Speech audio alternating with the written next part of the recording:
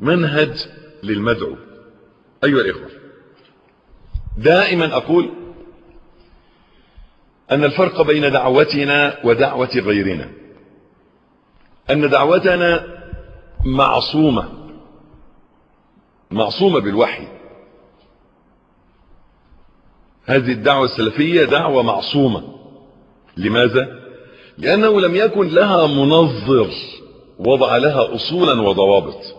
وكثيرا ما أشير لأنه يستفزني عنوان كتاب اسمه فهم الإسلام في ضوء الأصول 20 للإمام حسن البنا. أنه يفهم الإسلام في ضوء إيه؟ الأصول 20. هذا هو الغلط. المفروض فهم الأصول 20 في ضوء الإسلام. أنتم معايا ولا مبلمين؟ ها؟ مش باين.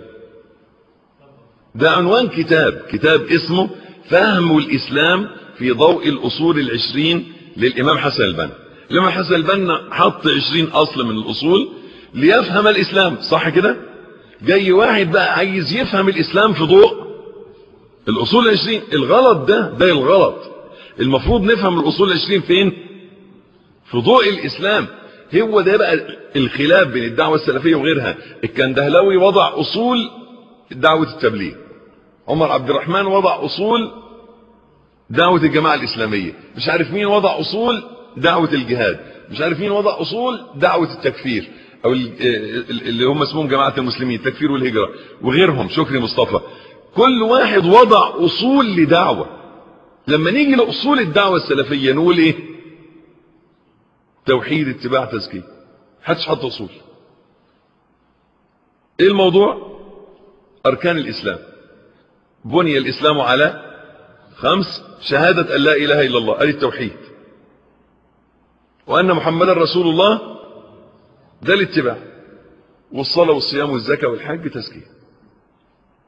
محدش وضع أصول بقى، لا ابن تيمية ولا ابن عبد الوهاب ولا ابن اسماعيل ولا غيره. فيش حد خالص وضع أصول. أصولنا هي قال الله قال رسول الله صلى الله عليه وسلم. عشان كده مفيش تعب في وضع المنهج. لما اجي اضع منهج للناس للدعوة الى الله مفيش تعب في وضع المنهج. المنهج سورة العصر. قال تعالى: والعصر إن الإنسان لفي خسر إلا الذين آمنوا، أدي العلم، وعملوا الصالحات، أدي العبادة، وتواصوا بالحق وتواصوا بالصبر، أدي الدعوة. هذا هو المنهج.